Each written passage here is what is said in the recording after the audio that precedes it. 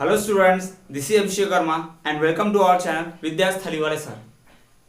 Students, आज हम आपके लेकर आए हैं क्लास 10 सीबीएसई एनसीईआरटी ज्योग्राफी का 4th चैप्टर एग्रीकल्चर का आखिरी वीडियो लेक्चर। जी हाँ स्टूडेंट्स, ये हमारे इस ज्योग्राफी के 4th चैप्टर का 10th और लास्ट वीडियो लेक्चर होने वाला है। आज के इस वीडियो लेक्चर में हम बात करेंगे किसकी, एग्रीकल्चर रिफॉर्म्स की, साथ ही साथ जूट फाइबर की भी बात करेंगे। स्टूडेंट्स, ये हमारे इस चैप्टर का आखिरी वीडियो लेक्चर होने वाला है। इसी वीडियो लेक्चर के साथ आज हमारा चैप्टर रैप अप हो जाएगा। तो स्टूडेंट्स, आज का वीडियो बहुत ज्यादा इंफॉर्मेटिव है क्योंकि हम इसमें पूरे चैप्टर का कंक्लूजन यानी कि एग्रीकल्चर रिफॉर्म की बात करेंगे। तो वीडियो के अंत तक जरूर बने रहिएगा। तो चलिए बिना कुछ समय गवाए आज के इस अमेजिंग वीडियो को हम शुरू करते हैं। स्टूडेंट्स, अपने पिछले वीडियो लेक्चर में हमने बात की फाइबर क्रॉप, जिसमें हमने कॉटन को डिटेल में समझा था, और आज हम बात करते हैं जूट के बारे में। तो क्या है जूट, चलिए देखते हैं। तो जूट की बात अगर हम करें तो जूट को सबसे इंपॉर्टेंटली पहला लाइन याद रखना है आपको, it is known as golden fibre. और कुछ याद रहे ना रहे जूट के बारे में, लेकिन ये बात जरूर याद रखिएगा, jute is known as golden fibre. किस नाम से जानते हैं जूट को? गोल्डन फाइबर के नाम से जानते हैं। तो jute is known as golden fibre, याद रखिएगा। अक्सर एग्जाम में आ चुका है और आगे भी आता रहेगा, तो आपको ध्यान रखना है, jute is known as golden fibre. याद रखिए, गोल्डन फाइबर। कॉटन को बोलते थे व्हाइट गोल्ड और जूट को बोलते हैं गोल्डन फाइबर, याद रखिएगा। उसके बाद देखिए, ये अच्छा उगता कहाँ है? It grows on well drain, यानी अच्छी तरह से सिंचाई किया हुआ, अच्छा इरिगेटेड वाला है ना। It grows on well drain fertile soil in flood planes. ऐसे फ्लड प्लेन्स का मतलब ऐसी प्लेन, समतल जमीन जहां पर बार बार बाढ़ आती रहती हो, फ्लड आते रहते हो ना, बार बार फ्लड आते रहे, पानी की कमी नहीं हो, क्योंकि वहां पर फ्लड की वजह से हर साल नई नई सॉइल बहकर आएगी, यानी सॉइल हर साल रिन्यू हो जाती है ना, तो वहां पर अच्छा उग पाता है। ठीक है, तो वो बताया गया है, it grows on well drain fertile soil in flood plains where soils are renewed everywhere. जहां हर साल बाढ़ की वजह से सॉइल नई बन जाती है, न्यू सॉइल आ जाती है, जिसको न्यू एल्वियम भी कहा जाता है, ये सॉइल आ जाती है, उसी जगह पर बहुत अच्छे से जूट उग पाता है। It grows on well-drained fertile soil in flood plains where soil is renewed every year। तो वहीं पर अच्छे से जूट उग पाता है। स्टूडेंट्स, जूट को हाई टेम्परेचर भी चाहिए अच्छे से ग्रोथ करने के लिए। जी हाँ, during its growth it requires very high temperature ना, it requires high temperature during the time of growth. जी हाँ, जब ये बढ़ रहा होता है जिससे हाई टेम्परेचर चाहिए। फ्लड वाला प्लेन यानी कि बाढ़ आती रहनी चाहिए, बाढ़ कब आती है? जब बहुत बारिश भी होती है। दूसरी बात, इसे क्या चाहिए? हाई टेम्परेचर भी चाहिए। तो ऐसे इलाके जो नॉर्थ साइड में है, खास करके असम की बात करें, हम बांग्लादेश की बात करें, तो इन इलाकों में, कोलकाता, असम, बांग्लादेश, इन इलाकों में बहुत ज्यादा क्या उगता है? जूट उगता है। It requires high temperature during the time of growth. आगे अगर हम देखें तो जूट प्रोड्यूसिंग स्टेट्स में कौन कौन सा स्टेट आ गए हमारे इंडिया? तो the major jute producing states are West Bengal, Assam, Bihar, Orissa and Meghalaya. जी हाँ, वेस्ट बंगाल, असम, बिहार, उड़ीसा एंड मेघालय, जिसमें से वेस्ट बंगाल सबसे आगे है, असम सेकंड नंबर पे। तो इस तरह से ये जो मेजर स्टेट्स है जहां पर जूट ज्यादा उगाया जाता है। स्टूडेंट्स, जूट को उगने के लिए मार्शी यानी कि दलदली इलाका चाहिए होता है, और ये दलदली इलाका हमें इस वेस्ट बंगाल, असम में ही मिलता है। स्टूडेंट्स, आजादी के पहले भारत जो है वर्ल्ड में पूरे वर्ल्ड में नंबर 1 था, किसमें? जूट प्रोडक्शन में, क्योंकि बांग्लादेश उस वक्त इंडिया में आया करता था। तो बांग्लादेश और इंडिया मिलके पूरे वर्ल्ड का लार्जेस्ट यानी कि लगभग 80% से ज्यादा 90% के करीब करीब जूट प्रोड्यूस करते थे। लेकिन सेपरेट होने के बाद बांग्लादेश जो है जूट का प्रोडक्शन करता है, जूट का क्या कहते हैं, उत्पादन करता है, लेकिन जूट को मैन्युफैक्चरिंग का काम जो है इंडिया ही करता है। अभी भी जूट जितना बांग्लादेश में प्रोड्यूस होता है वो इंपोर्ट होकर इंडिया आता है, वो लोग एक्सपोर्ट कर देते हैं, और इंडिया के पास फैक्ट्रीज हैं, मिल्स है, तो इंडियन फैक्ट्रीज मिल में जूट को क्या करता है? मैन्युफैक्चर करता है और पूरे वर्ल्ड में एक्सपोर्ट करता है। इस जूट फाइबर की अगर हम बात करें तो ये फाइबर जो है स्ट्रॉन्ग है, मतलब मजबूत फाइबर है, अच्छा है, लेकिन प्रॉब्लम ये है कि थोड़ा सा रफ है, यानी कॉटन की तरह सॉफ्ट नहीं है ना। दूसरे जो फाइबर्स आते हैं, कॉटन हो गया, सिल्क हो गया, उनकी तरह ये सॉफ्ट नहीं है, ये हार्ड है, रफ है थोड़ा सा, जिससे स्किन के लिए सुटेबल नहीं है, इसलिए इसका क्लॉथ नहीं बनाया जाता। इसका यार्न बनाते हैं, थ्रेड नहीं। अगर इसका यार्न बनता मतलब उससे कपड़ा नहीं बनेगा, सिलाई बुनाई का काम ही आएगा। लेकिन अगर थ्रेड बनता है, धागा, तो उससे क्या कर सकते हैं? इसके कपड़े भी बनाए जा सकते हैं, लेकिन जूट के कपड़े नहीं बनते, क्योंकि इसका कपड़ा जो होगा बहुत ही रफ बनेगा, जो हमारे बॉडी के लिए अच्छा नहीं होगा, हमारे स्किन पे रैशेस कर देगा या स्किन प्रॉब्लम जनरेट कर सकता है। इसलिए इस हार्ड चीज का हम क्या करते हैं, या तो डोर मैट्स बनाते हैं, गनी बैग्स, गनी मतलब समझता होगा आपको, बोरिया बनाते हैं, और रोप्स, रस्सी बनाते हैं, डोर मैट्स बनाते हैं ना, तो इस तरह की चीजें बनाई जाती हैं, क्योंकि ये हार्ड होता है थोड़ा सा, एक्चुअली इसका रफ है इसलिए। This fiber is very strong, but due to its roughness, it is used to make gunny bags, mats, rope, yarn and carpet। जी हाँ स्टूडेंट्स, ये फाइबर बहुत स्ट्रॉन्ग है, लेकिन ये थोड़ा सा रफ होता है, इसलिए इसकी रफनेस की वजह से इसका इस्तेमाल किया जाता है किसमें, गनी बैग्स बनाने में, डोरमेट्स बनाने में, रोप्स बनाने में, यार्न्स बनाने में और कारपेट्स बनाने में, ताकि उन रफ चीजों में इस्तेमाल इसका किया जाता है। स्टूडेंट्स, गनी बैग्स जो आप देखते हो कि आलू की बोरियां होती हैं जो जूट की बनी रहती है ना, गोल्डन ब्राउन कलर आप जो देख पाते हो, तो वो गनी बैग्स है। लेकिन स्टूडेंट्स एक्चुअली ये वेट में भी भारी होता है और कॉस्टली भी है। तो आज के टाइम पे क्या हो रहा है, चारों तरफ आप देख पाएंगे कि अब उसकी जगह इस गनी बैग, इस जूट की जगह नायलॉन ने ले ली है, सिंथेटिक फाइबर ने ले लिया। आप देखते हो कि आजकल वो प्लास्टिक के धागे से प्लास्टिक की बोरियां बनी होती है, जिसमें क्या आता है, आलू, प्याज, इस तरह की सब्जियां प्लास्टिक की बोरी में आती है। देखा होगा स्टूडेंट्स आपने, अक्सर मार्केट में, कृषि मंडी में आपने देखा होगा कि गोभी हो, आलू हो, टमाटर हो, प्याज हो, इन सब चीजें जो है नायलॉन की बोरी में आती हैं। क्यों? कि नायलॉन एक सिंथेटिक फाइबर है और बहुत कॉस्टली तो है ही नहीं, बहुत सस्ता है, इजीली अवेलेबल है। इस कारण से जूट की जो जगह है मार्केट में कौन ले रहा है, नायलॉन ले रहा है, सिंथेटिक फाइबर्स ले रहे हैं। तो स्टूडेंट्स, जूट को प्रमोट करने की आवश्यकता है, क्योंकि जूट जो है डिस्पोजल है, जबकि नायलॉन जो है इन्वायरमेंट को नुकसान पहुंचाता है, वो प्लास्टिक कैटेगरी में आता है, तो वो इन्वायरमेंट को नुकसान भी पहुंचाता है, साथ ही साथ वो नॉन डिस्पोजेबल है। जबकि हम जूट की बात करें, जूट क्या है, ये क्या करता है, जूट डिस्पोजेबल है, इन्वायरमेंट में घुल मिल जाता है, सड़ जाता है बाद में ना, डिकम्पोज हो जाता है, लेकिन नायलॉन नहीं होता है। और जूट से क्या होगा, किसानों को फायदा होगा, जूट इंडस्ट्री को बढ़ावा मिलेगा, तो जॉब्स भी जनरेट होंगी, है ना। तो ये चीजें हमें क्या करनी चाहिए, जूट को प्रमोट करना चाहिए, नायलॉन को नहीं। बट ड्यू टू कन्वीनियंस किसान लोग नायलॉन को प्रेफर कर रहे हैं, क्योंकि सस्ता है। तो हमें क्या करना पड़ेगा, ये जूट का भी जो कॉस्ट है रिड्यूस करना होगा, सस्ता करना पड़ेगा, ताकि लोग इसे खरीदे ही, है ना। तो ये बताया गया है, it is high in cost, hence losing the market to synthetic fibers and packing materials especially to nylon। जी हाँ, ये कॉस्ट में हाई है, इसलिए मार्केट में पिछड़ते जा रहा है, किससे, सिंथेटिक फाइबर से। सिंथेटिक फाइबर इसकी जगह लेते जा रहे हैं, और जो भी पैकिंग मटेरियल्स हैं, बोरिया वगैरह पैक करने के, जो सामान पैक करने का काम आता है, वो सारा सिंथेटिक फाइबर ले रहा है, खासकर तो नायलॉन इसकी जगह ज्यादा ले रहा है। यानी कि हम कह सकते हैं कि जूट फाइबर जो है वो अभी क्राइसिस फेस कर रहा है। तो स्टूडेंट्स, ये बात की हमने सारी जूट के बारे में। तो जूट के बारे में सबसे पहली बात जो आपको ध्यान रखना है, और कुछ ध्यान रहे ना रहे, पहली बात क्या ध्यान रखना है, it is known as golden fibre.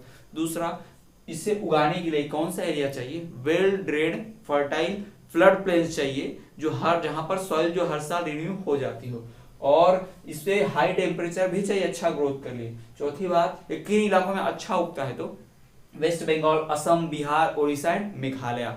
और तो स्टूडेंट्स, जो जूट है ये बहुत ही स्ट्रॉन्ग फाइबर है, लेकिन ये रफ होता है, तो इसके रफनेस की वजह से इसका इस्तेमाल किया जाता है किसमें, doormats, carpets, Ghani bags, ropes, yarn, ये सब बनाने में, क्लॉथ बनाने में इसका इस्तेमाल नहीं होता, क्योंकि ये बहुत ही रफ होता है। ठीक, और स्टूडेंट्स, अब ये जो जूट है ये पूरा मार्केट लूज करते जा रहा है। क्यों? क्योंकि ये बहुत ही कॉस्टली है, इसका कॉस्ट हाई है, और इसको टक्कर में इसको रिप्लेस कर रहा है कौन, सिंथेटिक फाइबर, खास करके नायलॉन्स, पैकिंग मटेरियल्स में नायलॉन इसको रिप्लेस कर दे रहा है। तो स्टूडेंट्स, ये है जूट के बारे में इंफॉर्मेशन। अब हम बात करेंगे हमारे नेक्स्ट टॉपिक की, जो कि है एग्रीकल्चर रिफॉर्म।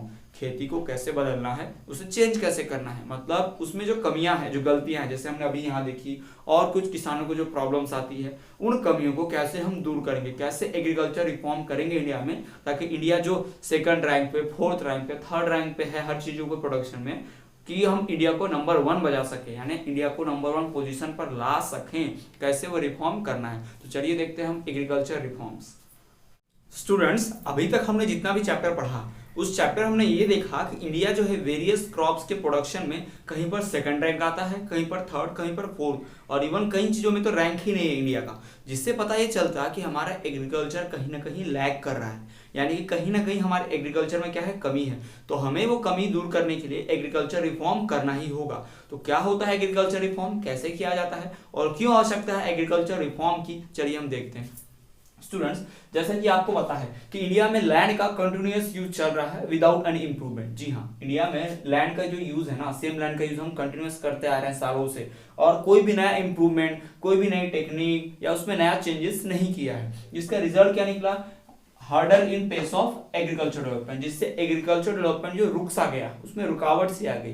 यानी कि अगर हम पुराने तरीके से ही एग्रीकल्चर करते रहेंगे तो क्या होगा, एग्रीकल्चर डेवलपमेंट नहीं होगा। डेवलपमेंट के लिए हमें नई चीजें करनी ही पड़ेगी, कुछ नया रिफॉर्म करना ही पड़ेगा। स्टूडेंट्स, इंडिया के मोस्ट पार्ट अभी भी जो है, वैसे इंडिया में इरिगेशन सिस्टम तो है, लेकिन आज भी मोस्ट पार्ट जो है वो किसके ऊपर डिपेंड है, मानसून के ऊपर। यानी सिर्फ 40% एरिया इरिगेटेड है और 60% पीपल जो है आज भी कौन सा इरिगेशन करते हैं, मानसून वाला। यानी बारिश होगी अच्छी तो उनका फसल होगा, नहीं होगी बारिश फसल नहीं होगी। यानी इस मॉडर्न 21st सेंचुरी में भी, आज के जमाने में भी वो किसके ऊपर डिपेंडेंट है, मानसून के ऊपर रहने के लिए, जो क्या है एग्रीकल्चर में एक लैग की तरह है, बहुत ही पिछड़ापन है। स्टूडेंट्स, अगर हम बात करें किसानों के, तो मानसून के ऊपर डिपेंड है ना, साथ ही साथ वो सॉइल की नेचुरल फर्टिलिटी पे भी डिपेंड करते हैं। यानी अलग से फर्टिलिटी बढ़ाने के लिए कुछ रिफॉर्म या चेंजेस या फिर डेवलपमेंट नहीं करते हैं, जिससे परिणाम क्या निकलता है कि हम एग्रीकल्चर में कहीं ना कहीं लैग करते हैं, पिछड़ जाते हैं। एग्रीकल्चर प्रोडक्शन उतना नहीं कर पाते जितनी हमारी कैपेसिटी है। स्टूडेंट्स,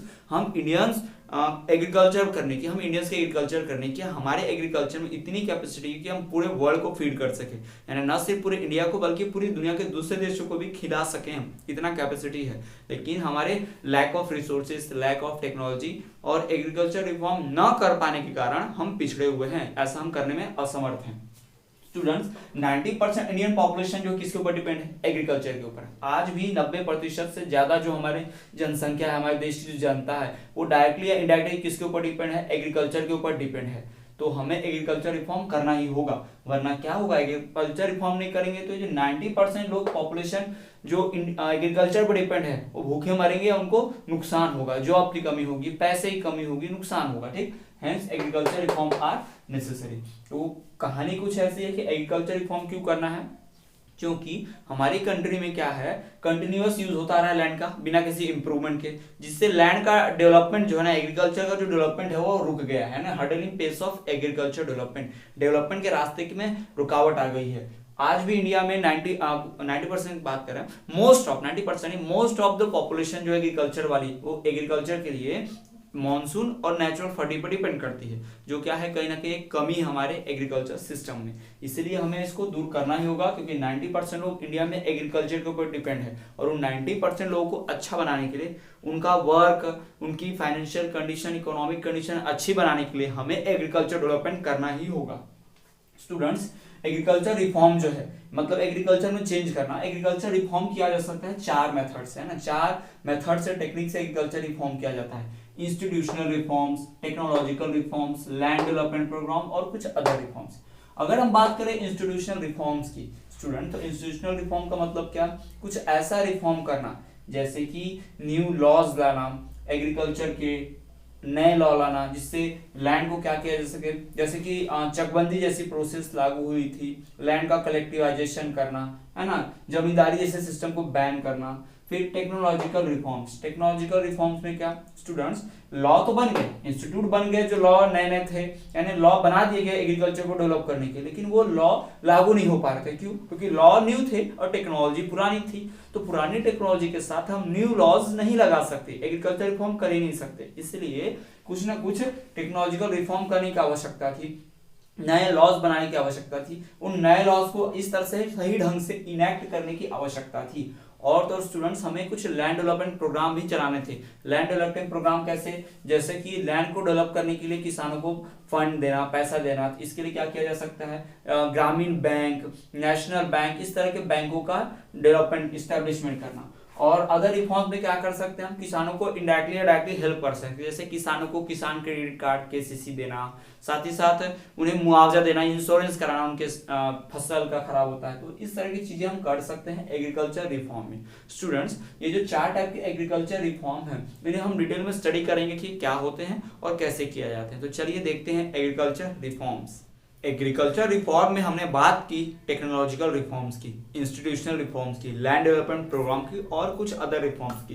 तो चलिए उन्हें डालते हैं कि डिटेल में वो क्या है। देखिए स्टूडेंट्स, इंस्टीट्यूशनल रिफॉर्म्स की अगर हम बात करें तो इंस्टीट्यूशनल रिफॉर्म में क्या किया गया, कलेक्टिवाइजेशन ऑफ लैंड। कलेक्टिवाइजेशन का मतलब होता है छोटे छोटे लैंड को जोड़कर एक बड़ा लैंड बनाना, ताकि बहुत सारे फार्मर मिलके उस लैंड पे कलेक्टिव फार्मिंग कर सके। जी हाँ, इस तरह के सिस्टम पहले यूएसएसआर में शुरू हुए थे, बाद में उसके सक्सेस को देख के इंडिया ने भी इसे अडॉप्ट किया, जिसे कलेक्टिवाइजेशन ऑफ लैंड को चकबंदी भी कहते हैं। मींस इसमें छोटे छोटे किसानों के लैंड ले लिए जाते हैं और एक बहुत बड़ा लैंड बनाया जाता है, यानी बहुत बड़ा खेत सबको एक साथ मिला लिया जाता है, और उन सारे किसानों को कहा जाता है कि वो ग्रुप में खेती करें, है ना, जिनसे लैंड ली गई वो सारे मिलकर खेती करें और हिस्सा जो बराबर बांट लें। इस तरह की जो खेती है इसको कलेक्टिवाइजेशन कहते हैं। इससे प्रोडक्शन बढ़ जाता है, प्रोडक्टिविटी खेत की बढ़ जाती है।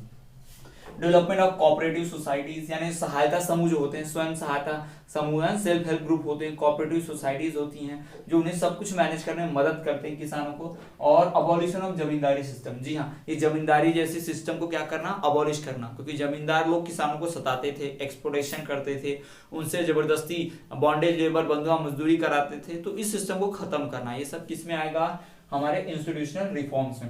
इसलिए गवर्नमेंट ने क्या किया है, शुरुआत से ही फर्स्ट ईयर 5 प्लान से, है ना, फर्स्ट 5 ईयर प्लान से, जो शुरुआत की पंचवर्षीय योजना होती है, आपने 5 ईयर प्लान को जानते हैं, गवर्नमेंट हर 5 साल में प्लान बनाती है कि आने वाले 5 साल में कौन से डेवलपमेंट वर्क करने हैं, तो उसे ही क्या कहा गया है, 5 ईयर प्लान कहा गया है।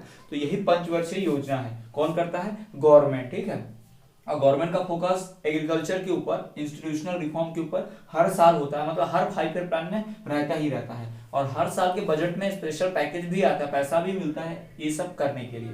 दूसरी बात करें तो दूसरा है टेक्नोलॉजिकल रिफॉर्म्स। अब टेक्नोलॉजिकल रिफॉर्म्स क्या है स्टूडेंट्स, नए लॉस तो बन गए 1960s 1970s में, न्यू लॉस तो बन गए एग्रीकल्चर रिफॉर्म करने के, लेकिन कहीं ना कहीं वो जो लॉज है इनैक्ट करने में लैग कर रहे थे, यानी उन्हें लागू नहीं कर पा रहे थे, यानी लॉ नए तो बना लिए पर लॉ लागू नहीं कर पाए, उनके इन्फोर्समेंट में प्रॉब्लम आ रही थी। क्यों, क्योंकि टेक्नोलॉजी पुरानी थी, तरीके सारे पुराने थे, इसीलिए new laws of land reforms were taken but unable to enact. इसीलिए since new strategic initiatives and technology were adopted by government, तो उन नए लॉज को लागू करने के लिए गवर्नमेंट को पुरानी टेक्नोलॉजी हटा के नई स्कीम्स, नई योजनाएं, ये सब गवर्नमेंट को लागू करनी पड़ी, है ना। न्यू स्ट्रेटेजिक इनिशिएटिव्स यानी कुछ रणनीतिक फैसले, है ना, and technology were adopted by government, जैसे कि गवर्नमेंट ने क्या किया, नई स्कीम्स जैसे कि ग्रीन रिवोल्यूशन यानी कि हरित क्रांति, व्हाइट रिवोल्यूशन यानी कि श्वेत क्रांति। ग्रीन रिवोल्यूशन में हरे जो क्रॉप्स थे यानी कि ग्रेन्स, इनका प्रोडक्शन बढ़ाना था, और व्हाइट रिवोल्यूशन में मिल्क का प्रोडक्शन बढ़ाना था। व्हाइट रिवोल्यूशन का एक और नाम ऑपरेशन फ्लड के नाम से भी जाना जाता था। एक सेक्टर वन स्टार्टेड, यानी इस तरह की योजनाएं शुरू हुई students. Green revolution, white revolution, pink revolution, yellow revolution, blue revolution, इस तरह की योजनाएं शुरू की गई थी। जैसा मैंने आपको बताया, ग्रीन रिवोल्यूशन में ग्रेन्स का प्रोडक्शन बढ़ाना था, ठीक, व्हाइट रिवोल्यूशन में मिल्क का प्रोडक्शन बढ़ाना था, येलो रिवोल्यूशन भी शुरू किया गया था जिसमें edible oil and oil seed, जी हाँ, तेल का प्रोडक्शन बढ़ाने के लिए, इडिबल ऑयल खाने वाला तेल और ऑयल सीड्स इसका प्रोडक्शन बढ़ाने के लिए येलो रिवोल्यूशन चलाया गया। उसके बाद फिर ब्लू रिवोल्यूशन चलाया गया, फिश प्रोडक्शन बढ़ाने के लिए पूरे देश में जो है ब्लू रिवोल्यूशन चलाया गया, क्योंकि ब्लू मींस पानी, वाटर से रिलेटेड, इससे फिश को ब्लू रिवोल्यूशन कर देते हैं। और स्टूडेंट्स पिंक रिवोल्यूशन भी चलाया गया, जी हाँ, फ्रूट्स को उगाने में, टेम्परेट और ट्रॉपिकल एरियाज में फ्रूट्स उगाने के लिए गवर्नमेंट खास इंफेसिस फोकस देती थी। इसके लिए गवर्नमेंट ने पिंक रिवोल्यूशन चलाया ताकि फ्रूट्स और फ्लावर्स जो है उगाए जा सके, इससे गवर्नमेंट ने पिंक रिवोल्यूशन स्टार्ट किया। तो इस तरह की स्कीम्स योजनाएं गवर्नमेंट ने शुरू की थी, ठीक। और तो और स्टूडेंट्स, अगर हम बात करें अगले एग्रीकल्चर रिफॉर्म की, तो जो है लैंड डेवलपमेंट प्रोग्राम, जिसे एलडीपी भी कहते हैं ना, तो लैंड डेवलपमेंट प्रोग्राम क्या है, इसमें दो प्रोविजंस रखे गए थे। 1980s और 1990s में लैंड डेवलपमेंट प्रोग्राम बनाएगा जिसमें कुछ खास बातें रखेगी, उसके कुछ प्रोविजंस, कुछ प्रावधान थे। तो पहला प्रावधान है, तो पहला शर्त क्या थी, पहला काम उसमें क्या करना था कि provision of crop insurance against flood, draft, cyclone, fire, इस तरह के पेंडेमिक डिजीज के खिलाफ, है ना, कि क्रॉप का इंश्योरेंस यानी फसल का बीमा होगा, जैसे कि जीवन बीमा होता है ना, लाइफ इंश्योरेंस, किसी की डेथ होती तो पैसे मिलते हैं, वैसे ही किसानों के फसल का बीमा होता है। अगर फसल खराब हो गई तो उन्हें पैसे मिलेंगे। किसान थोड़ा सा पैसा जमा करते हैं, बस मिनिमल कॉस्ट होता है पहले, मतलब फसल जब खराब नहीं हुई तभी, कि अगर फ्यूचर में खराब हो गई तो उन्हें बदले में क्या मिलेगा, मुआवजा मिलेगा, और नहीं हुई तो कोई दिक्कत ही नहीं है ना। इस तरह की चीजें करते हैं वो लोग। और एस्टैब्लिशमेंट ऑफ रीजनल रूरल ग्रामीण बैंक, जी हाँ, क्षेत्रीय ग्रामीण बैंक, रीजनल रूरल ग्रामीण बैंक, कोऑपरेटिव सोसाइटी, स्वयं सहायता समूह, इस तरह के इंस्टीट्यूट का एस्टैब्लिशमेंट भी था इसमें, ताकि ये लोग किसानों को आसानी से लोन दे पाए, और किसान क्या करे, लोन लेके टेक्नोलॉजिकल इंस्ट्रूमेंट खरीद पाए, सीड्स खरीद पाए और अच्छे से खेती कर पाए। तो ये सब करना था किसमें, लैंड डेवलपमेंट प्रोग्राम में। तो स्टूडेंट्स, यहाँ पर हम देख पा रहे हैं कि एग्रीकल्चर रिफॉर्म में कई सारे चीजें जुड़ी हुई हैं। एग्रीकल्चर रिफॉर्म में इंस्टीट्यूशनल रिफॉर्म, टेक्नोलॉजिकल रिफॉर्म और लैंड डेवलपमेंट प्रोग्राम रहे। तो स्टूडेंट्स अब हम बात कर लेते हैं कुछ अदर रिफॉर्म्स की, और हमारा एक टॉपिक है जिसका नाम है भूदान और ग्रामदान, उसकी बात हम करेंगे।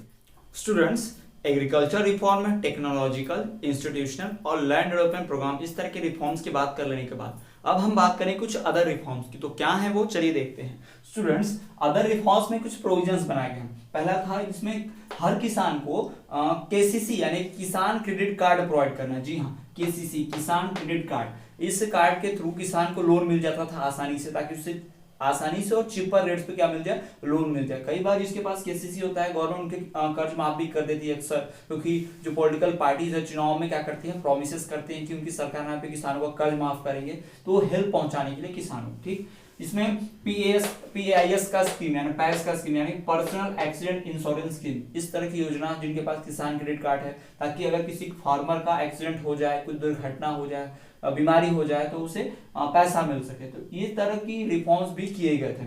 और तो और गवर्नमेंट क्या करती है, किसानों के लिए special weather news, weather bulletin और साथ ही साथ कुछ एग्रीकल्चर प्रोग्राम भी अनाउंस करती है। अभी तो स्टूडेंट्स कई सारे एग्रीकल्चर चैनल्स भी आते हैं कृषि वाले, जैसे कि डीडी किसान, डीडी कृषि, इस तरह के चैनल आते हैं दूरदर्शन प्रोग्राम से, जिसमें किसानों को क्या किया जाता है, वेदर की न्यूज बताई जाती है, कौन सी फसल कब लगानी चाहिए बताया जाता है, किस तरह से खेती करनी चाहिए, दूसरे खेती जैसे कि एनिमल रियरिंग कैसे करनी है, हनी बी रियरिंग कैसे करनी है, हॉर्टिकल्चर क्रॉप्स कैसे उगाने हैं, इसकी इंफॉर्मेशन दी जाती है अच्छे से, यानी साइंटिफिक मेथड, न्यू मेथड, ये सब सिखाई जाती है किसे, प्रोग्राम चलाकर टीवी पर। तो इससे किसानों को बहुत हेल्प हो जाती है। और तो और किसानों के लिए गवर्नमेंट क्या करती है, एमएसपी डिसाइड करते हैं। एमएसपी मतलब मिनिमम सपोर्ट प्राइस, यानी किसान जो फसल उगाए हैं उसका एक एमएसपी रेट तय कर देना, यानी कि इससे कम में तो किसान का नहीं बेचा जाएगा सामान। यानी किसान से खरीदने के लिए अगर एमएसपी नहीं होती तो लोग कितने भी कम में खरीद देते व्यापारी लोग, लेकिन गवर्नमेंट क्या करती है, एमएसपी कर देती है सेट, यानी हर किसान को कम से कम इतना रेट तो मिल ही जाएगा उसकी फसल का।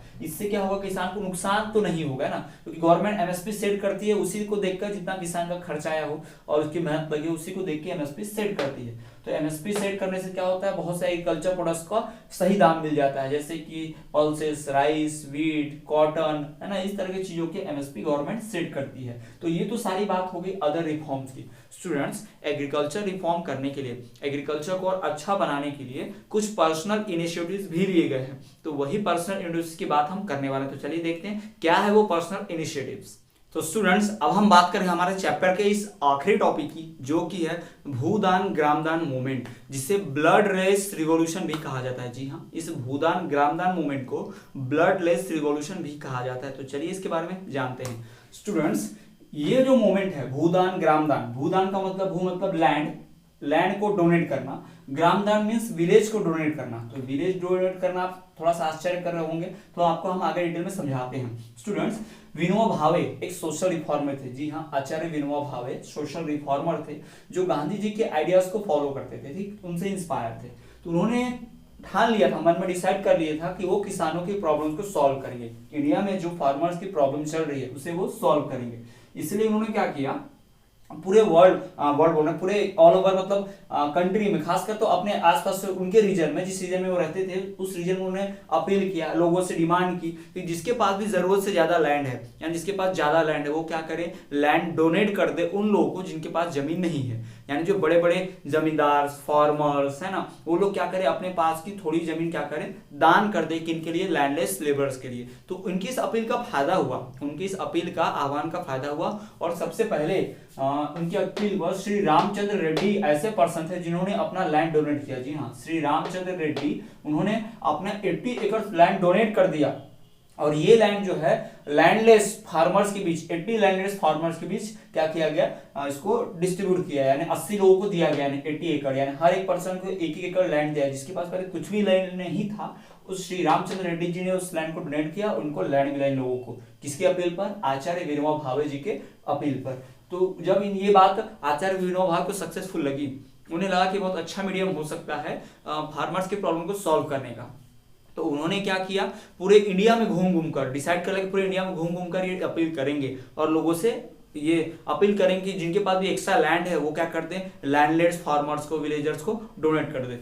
तो वो पूरे देश भर में निकल लिए इसी बात को लेकर, है ना। इस मिशन को, ये लैंड का जो डिस्ट्रीब्यूशन का जो मिशन है ना, इसे क्या नाम देगा, भूदान। जी हाँ, जब ये जो मिशन है कि एक्स्ट्रा लैंड जो है वो विलेजर्स में, लैंडलेस विलेजर्स में डोनेट की जाए, लैंडलेस फार्मर्स को डोनेट की जाए, तो उसे कहा गया क्या, भूदान। लैंड का डोनेशन है, इससे लैंड मतलब भूमि, भू, तो उसको डोनेट करना है, तो भूदान योजना हो गया ना, भूदान के नाम से जाना गया। कुछ तो जमींदार लोग थे, कुछ जमींदार जिनके अंडर में कई विलेजेस आते थे, वो विलेजेस को भी दान करने को रेडी हो गए। यानी उन विलेजेस को क्या डर लग रहा था, लैंड सीलिंग एक्ट आ गया था, गवर्नमेंट ने जमीन अधिग्रहण योजना लाई थी। मतलब जिस भी फार्मर के पास, जमींदार के पास, जिस भी व्यक्ति के पास जरूरत से ज्यादा लैंड होगी और प्रॉपर डॉक्यूमेंट नहीं होंगे, गलत तरीके से जमीन हथिया होंगी, उसकी जमीन जब्त कर ली जाएगी। तो इस डर से कई जमींदार ने खुद ही विलेजेस ऑफर कर दे कि हम अपने इस गांव को ऑफर करते हैं, इस गांव में जितने भी लैंड होगा आप ले लीजिए और लैंडलेस फार्मर्स में बांट दीजिए। तो इसे कहा गया क्या, विलेज डोनेट कर रहे हैं तो इसे ग्राम दान कहा। लैंड डोनेट कर रहे थे तो भूदान, और विलेज डोनेट कर रहे हैं तो ग्राम दान। Some zamindars also offer to distribute villages among landless। जी हाँ, उन्होंने अपना गांव उन भूमि रहित, जिसके पास जमीन नहीं है, उन लोगों में डोनेट करने की ऑफर किया, क्योंकि उन्हें डर था लैंड सीलिंग एक्ट का, क्योंकि लैंड सीलिंग एक्ट से उनकी एक्स्ट्रा जमीन जब्त हो जाती। तो इसी योजना को क्या बोला गया, ग्राम दान बोला गया, इस डोनेशन को, है ना। लैंड को डोनेट कर रहे हैं तो भूदान, और विलेज को डोनेट कर रहे हैं जमींदार लोग, ताकि दूसरे लोग उस विलेज की लैंड को ले पाए, तो उसे क्या कहा गया, ग्राम दान। आचार्य विनोबा भावे जो है, उनका मिशन बहुत सक्सेसफुल रहा। उनके इस मूवमेंट को, इस भूदान ग्रामदान योजना को जो विनोबा भावे ने चलाया है, इसे ब्लडलेस रिवॉल्यूशन या मूवमेंट कहा गया, क्योंकि इसमें ना किसी का खून खराबा हुआ, ना कोई तरह की मारपीट हुई, ना वायलेंस हुआ, ना ही कोई अपोज हुआ। सभी लोग आसानी से अपील किया गया कि लैंड दें, और जिनकी इच्छा उन्होंने लैंड दे भी दिया। कोई डरा धमका नहीं गया, कोई फोर्स नहीं किया गया, कोई जबरदस्ती नहीं थी। इसलिए आचार्य विनोबा भावे की इस मूवमेंट को कहते हैं लैंडलेस रिवॉल्यूशन। तो विनोबा भावे एक सोशल रिफॉर्मर थे। तो स्टूडेंट्स, ये बात थी भूदान ग्रामदान की। स्टूडेंट्स, तो इसी के साथ हमारा चैप्टर समाप्त होता है, आज का वीडियो भी। आज के वीडियो लेक्चर में इतना ही। ये वीडियो आपको पसंद आया होगा, हमें ऐसा लग रहा है। अगर आपको कुछ डाउट्स है तो आप कमेंट कर दीजिए, हम आपके डाउट दूर करने की पूरी कोशिश करेंगे। स्टूडेंट्स, पूरे नोट्स इसी तरह से प्रिपेयर करते चलिए और टेस्ट के लिए रेडी रहिए। तो चलिए इसी तरह से देखते रहिए हमारा चैनल और बने रहिए विद्यास्थली वाले सर।